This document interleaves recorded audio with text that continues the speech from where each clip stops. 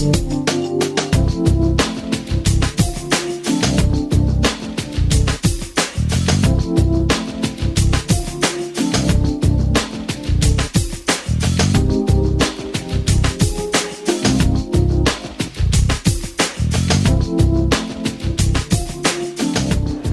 monsieur, vous venez de créer une nouvelle radio bruxelloise et européenne. Comment voyez-vous la synergie entre l'Horeca, qui est quelque chose de très important à Bruxelles, puisque nous représentons 4045 restaurants, et les médias que vous représentez? Mais ça me semble évident, puisque vous venez de le dire, c'est un secteur économique excessivement important à Bruxelles. Je crois que c'est le premier d'ailleurs, si je ne m'abuse. Et donc, il est évident qu'à partir du moment où on a une radio bruxelloise, euro-bruxelloise, axée sur Bruxelles, axée sur la population qui vit à Bruxelles, qu'elle soit belge d'origine ou qu'elle ait d'autres origines européennes, eh bien, il nous semble absolument indispensable de collaborer avec l'Horeca. Alors, vous avez créé une nouvelle radio sur Bruxelles, c'est quelque chose de très intéressant. Nous avons créé une nouvelle brochure qui est le journal de FEDI. Le journal de FEDI, FEDI c'est le nom qui va représenter les fédérations de l'Horeca. Et nous avons créé un petit personnage de bande dessinée qui représente les trois métiers et qui peut être décliné comme restaurateur, comme hôtelier ou comme cafetier. Qu'est-ce que vous en pensez? Mais d'abord, je trouve que le nom est bien trouvé. Vous devriez faire de la radio et faire du média parce que c'est très bien trouvé. Et bon, ça sonne bien. Et effectivement, ça fait le tour. Et je crois qu'aujourd'hui, on doit absolument utiliser tous les médias possibles et imaginables. Vous êtes une fédération, vous avez ici en fait un journal, donc finalement absolument l'impression traditionnelle papier. Oui. Vous avez une web radio, et je vous félicite parce que web TV, pardon, je vous félicite parce que je trouve ça vraiment super. Et puis nous sommes le son, nous sommes la radio. Donc tout se complète et je pense absolument pas comme certains que l'un des médias prend le pas sur l'autre. Je crois que tout est complémentaire. Ici, on va parler pendant, je ne sais pas, 1 minute, 2 minutes ou 3 minutes. Et puis bon, on essaiera d'avoir tout dit. Vous pouvez dire beaucoup plus, bien entendu, dans une brochure. Mais vous pouvez aussi en radio parler de la brochure. Comme on peut maintenant, à partir de la web TV, parler de l'un et de l'autre. Et ça fait encore un relais. Et il y aura les réseaux sociaux aussi, qui peuvent aussi suivre. Et toute cette synergie, en fait, est indispensable maintenant pour faire avancer les choses et finalement pour défendre Bruxelles, que je crois que j'aime au moins autant que vous. Oui, alors votre combat, c'est bien entendu Bruxelles et l'Europe. Et nous sommes tout à fait et européens et bruxellois. Mais nous sommes dans un secteur particulier qui, pour le moment, subit quand même une certaine attaque de la part du monde politique. Et entre autres, avec l'introduction des nouvelles caisses plombées, quelque chose, le mot est assez désagréable. Et donc c'est un contrôle fiscal qui est un peu poussé, qui pousse à l'extrême, sans des compensations suffisantes. Il est clair que ça va mettre, d'après nos calculs et nos statisticiens, le secteur en danger. On pense perdre 25-30% de nos professionnels, ce qui est quand même terriblement dommage. Comment est-ce que vous voyez la communication de ça vis-à-vis de vos Européens et de vos Bruxellois? Mais je pense que moi, ce que je ferai, c'est d'abord défendre le métier. Je crois que c'est ça le plus important. Ça devient évidemment relativement technique. Moi, je ne suis pas de votre métier, donc je suis ça dans l'actualité. J'avais entendu parler des 25-30%. Je trouve ça évidemment éminemment regrettable. Je ne vais pas juger de ce que fait le politique. Je ne suis pas politique moi-même et on est une radio totalement indépendante. Mais nous sommes une petite structure, nous on démarre. Donc au fond, on est une PME, un peu comme la plupart de l'Horeca. Oui. Voilà, de l'Horeca. Et donc on peut évidemment être très sensible au fait que si une profession peut être en danger, il y a peut-être d'autres réflexions à faire ou peut-être des amendements. Je n'en sais rien. Hein. Techniquement, je n'ai pas étudié le dossier, donc je ne vais pas me permettre de donner un avis. Mais je dirais que d'une manière générale, essayons de défendre l'Horeca parce que ce sont des artisans. Moi, je suis un fan de restaurants, c'est bien connu, tous mes amis l'ont dit. Et donc, je crois que c'est un secteur pour lequel il faut se préoccuper. Et peut-être qu'on va parfois un petit peu trop vite en besogne, ou on essaie peut-être de trop bien faire. Mais bon, je n'en dirai pas plus. Non, c'est-à-dire, je pense que les problèmes sont confiés à des techniciens, de la finance et d'autres choses, et qu'ils arrivent avec des approches de spécialistes. Le problème, c'est que nous voulons défendre, nous, un certain artisanat, une certaine qualité de nourriture, Il faut savoir que pour des gens qui vont être acculés d'une certaine façon, il y a d'autres façons de procéder, de gagner leur vie, c'est-à-dire en achetant du semi-professionnel, etc.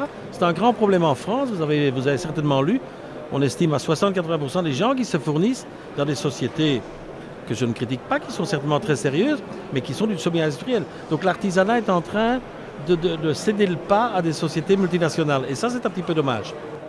Ah ben là, par contre, je serais beaucoup moins prudent que pour des raisons techniques évidentes sur votre première question.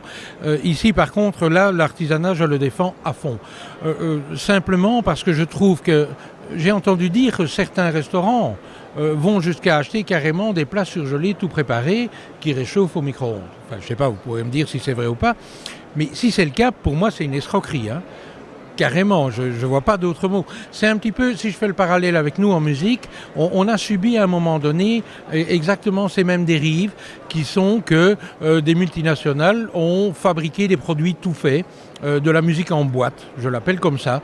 Et tout le marché a été victime de ça, comme nous sommes victimes d'Internet et tout. Donc il y a un peu un parallèle entre cette évolution-là. Et là, moi je vous dirais, ma réponse à moi, elle est assez simple, c'est que finalement, chez nous en musique, ce sont les vrais musiciens qui savent vraiment jouer et monter sur une scène et défendre leurs chansons, défendre leur art, qui tiendront et les autres pas. Et je crois qu'on peut faire un parallèle en regard. Je pense qu'il y aura toujours de la place pour les vrais artisans qui font du bon. Vous savez, les gens, ils aiment bien, et surtout chez nous en Belgique, manger correctement. Moi, j'ai vu des tas de restaurants se monter, parce que je suis cette actualité-là, tenir 2 mois, 3 mois, 4 mois, 5 mois ou 6 mois. Pourquoi ? Parce qu'on a fait un grand show, parce qu'il y a un décor fabuleux, mais il n'y a rien dans l'assiette. Et ça ne marche pas. Non, mais il y en a aussi qui ont un décor fabuleux, qui ont quelque chose dans l'assiette et qui souffrent terriblement. Oui. Il faut savoir que, il y a toutes les charges dont ils sont victimes, etc. Oui. Donc voilà. Et il faut quand même savoir que si en France, il y a vraiment 60 à 80% des gens qui étaient des artisans, qui pour survivre passent par un système de semi-industriel, il faut quand même prendre conscience de ça. Si le pourcentage était très faible, ce ne serait pas grave, mais le pourcentage est énorme. Maintenant, on raccourcit un petit peu en parlant de surgelé. Ces gens proposent beaucoup plus dangereux que du surgelé. Ils proposent du sous-vide. Ils proposent toutes sortes d'autres systèmes de conservation qui ne sont pas des surgelés et qui sont également dangereux pour l'artisanat, c'est évident. Hein? Oui, tout à fait. Et donc ça diminue. Le problème, c'est que ce qui nous inquiète fortement, c'est que l'ORECA, ça regroupe en employés et en gens qui travaillent dans le métier. Avec les métiers annexes, ça regroupe 500 000 personnes en Belgique. C'est-à-dire 160 000 personnes de l'ORECA, mais les marchés matinaux, les fabricants de machines tout à fait dédiés à l'ORECA, etc. C'est énorme. Donc ça représente un marché gigantesque. C'est énorme. Chaque fois qu'un artisan disparaît, il y a un petit fabricant d'inox, autre chose, de fou, qui va disparaître. Donc c'est tout à fait dramatique. Et ces gens vont peut-être pas diminuer plus que 25 ou 30%, mais ils vont se tourner vers d'autres solutions qui leur coûtent beaucoup moins cher. On leur propose un plat clé sur porte, ils vont l'aménager un petit peu et voilà. Mais après quelques années, l'artisanat va disparaître et le know-how, le goodwill, etc. va disparaître. Et ça, c'est dramatique. Donc on va se retrouver dans 10 ans, si ça fonctionne comme ça en France, dans 10 ans, ils vont se retrouver avec une nourriture absolument standardisée et la France ne représentera plus d'intérêt gastronomique. Nous sommes là pour défendre l'artisan et la gastronomie. Mais je vous suis tout à fait. Et surtout, quand on parle gastronomie, il y a un côté élitiste, mais qui, à mon avis, est erroné parce que bien manger n'est quand même pas réservé à une élite. Voilà. Le bien manger est très important. Et moi, j'aimerais qu'on fasse quelque part le calcul, mais c'est probablement très difficile à faire. Que coûte la malbouffe ? Qu'est-ce que ça coûte à la société ? Et ce serait quand même un débat très intéressant à porter parce que à partir du moment où vous me dites, et je vous écoute, je vous suis, il faut défendre la qualité de la nourriture finalement. Parce que les bons artisans font de la bonne nourriture, forcément. Eh bien, il serait quand même intéressant de mettre en parallèle le coût de la malbouffe. En disant, oui, si on continue, extrapolons ce que vous dites, et moi je vous crois, malheureusement, hélas, eh bien extrapolons, essayons de demander à des experts de calculer ce que ça va coûter aux générations qui viennent maintenant. Ça va coûter de moins d'argent.